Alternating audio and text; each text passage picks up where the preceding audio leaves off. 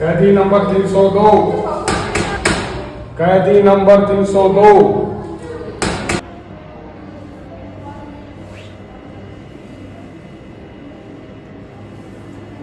जी jailer साहब।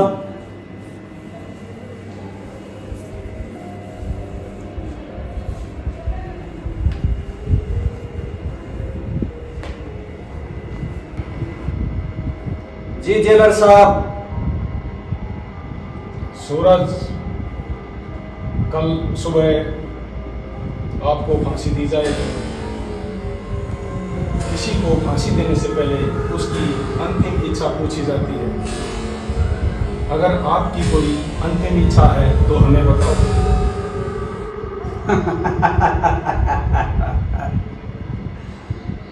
Jailer साहब, मरने वाले की अंतिम इच्छा और क्या हो सकती है? उसको आखिरी पलों में अपने जीवन के, अपने परिवार की ही याद आती है। कहते हैं कि पत्नी एक सच्चा साथी है। जेलर साहब, अगर हो सके तो मेरी मुलाकात मेरी पत्नी से करा दी जाए।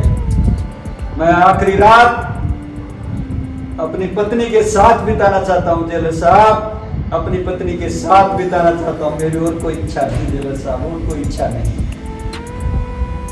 ठीक है सूरज, मैं आपकी अंतिम इच्छा पूरी करने की पूरी कोशिश करूंगा। मैं आपकी पत्नी को यहाँ बुलाने का इंतजाम करता हूँ। आपका बहुत बहुत धन्यवाद जेलर साहब, बहुत बहुत धन्यवाद, धन्यवाद।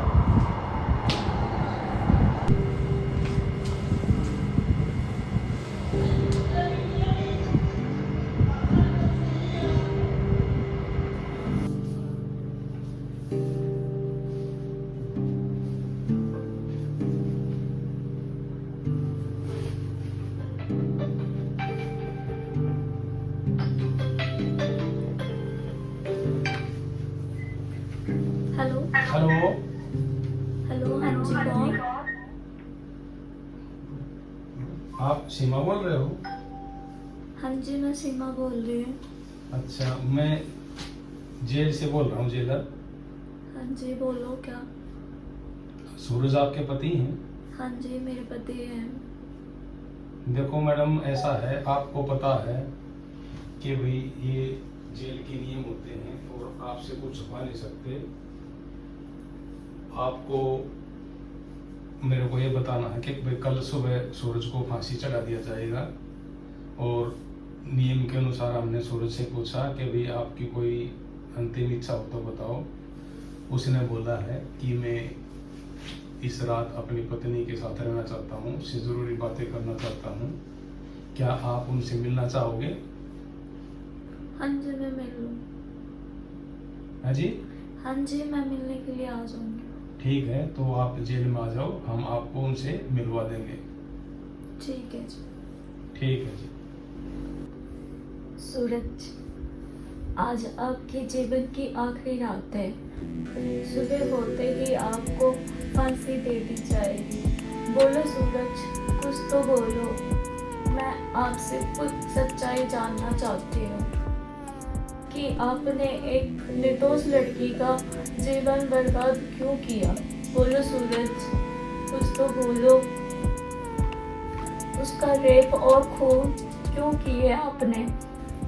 उसने आपका क्या बिगाड़ा था? बोलो सूरज, जवाब दो मुझे। सीमा, सीमा, बोलो। मेरे कारण पहले ही सारे परिवार को पहले ही बहुत दुख झेलने पड़े, बहुत बदनामी झेलनी पड़ी। सीमा, सारा परिवार सड़क पे आ गया, उसके लिए मैं बहुत शर्मिंदा हूँ सीमा, बहुत शर्मिंदा हूँ सीमा मैं। सीमा, सीमा अपने बच्चों को है ना अच्छे से पढ़ाना लिखाना और अच्छा इंसान बनाना। सीमा, आपको मेरी बातों पर विश्वास तो नहीं होगा, लेकिन आदमी को मौत से ज्यादा किसी चीज का डर नहीं लगता। सुबह होते ही मुझे मार दिया जाएगा सीमा, कहते हैं कि मरता हुआ आदमी कभी झूठ नहीं बोलता, इसलिए मरने से पहले मैं झूठ नहीं बोलूंगा। सीमा, सीमा, मैंने तुमसे कभी झूठ नहीं बोला, कभी नहीं बोला। सीमा, सीमा, मैंने कोई रेप, कोई खून नहीं किया। सीमा, मैंने नहीं किया। सीमा, मैंने नहीं किया। मैं उस लड़की को छुआ तक नहीं। ऐसा पाप तो सीमा मैं सपने में भी नहीं कर सकता। सूरज, मैं जानती हूँ कि आप ऐसा घटिया काम कभी नहीं कर सकते आप, लेकिन सभी को यही तो लगता है ना जो आपने ये काम किए हैं। क्यों नहीं कोर्ट में साबित कर पाए? बोलो सूरज, बोलो। आज आपको बताना पड़ेगा। सीमा, कोर्ट में गरीबों को कहाँ न्याय मिलता है? कोर्ट गवाह और सबूत मांगता है, और मैं इसका क्या सबूत दूं सीमा कि मैंने कोई रेप, कोई खून नहीं किया। नहीं किया मैंने कोई खून। सच कहूं तो ये पाप मैंने नहीं किया। सीमा, मैंने नहीं किया ये पाप।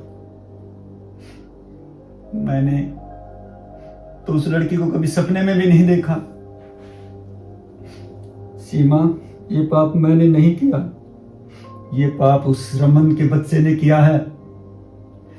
ये सारा कांड उस रमन ने किया था। सीमा, मुझे तो उसका दोस्त होने के कारण फंसाया गया, लेकिन उसको उसके बाप के रसूख और पैसे और महंगे वकीलों ने बचा लिया। सीमा, उसको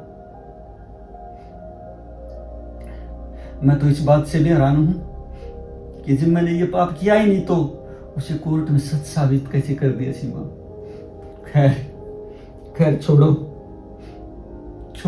अब इन बातों का कोई फायदा नहीं कोई फायदा होने वाला।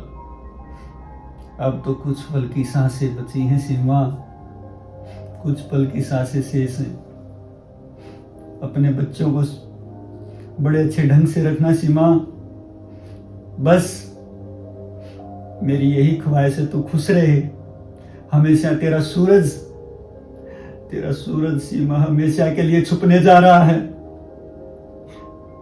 सूरज निकलता है, छुपता है, लेकिन ये तेरा सूरज कल के बाद नहीं आएगा। लेकिन घबराना नहीं सीमा। अलविदा सीमा। सीमा, अपना ख्याल रखना, तुम अपना ख्याल रखना।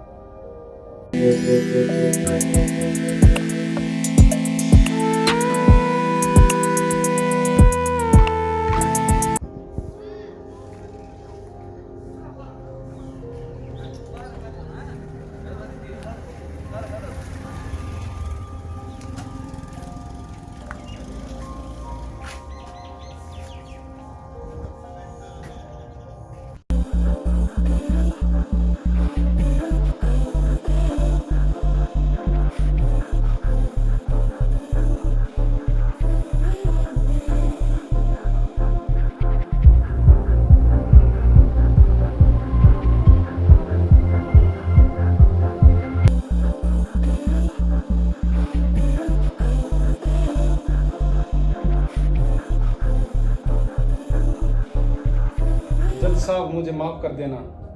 मैं आपके आदेश की पालना करे बिना आपके पास इस केस को दोबारा से लेकर आया हूँ।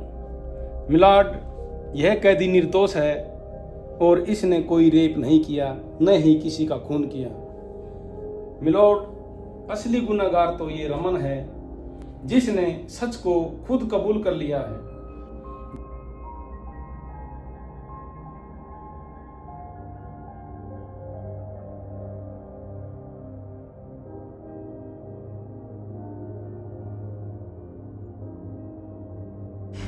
मिलोड, मेरी आपसे प्रार्थना है कि सूरज की फांसी को माफ किया जाए और इसकी जगह पर रमन को फांसी की सजा दी जाए। अदालत द्वारा दोबारा से सबूतों और गवाहों के बयान को ध्यान में रखते हुए और असली गुनाहगार द्वारा अपना अपराध स्वीकार करने के कारण कोर्ट कैदी सूरज को बाइज्जत बरी करती है और गुनहगार रमन को दोषी करार करते हुए उसे फांसी की सजा सुनाती है।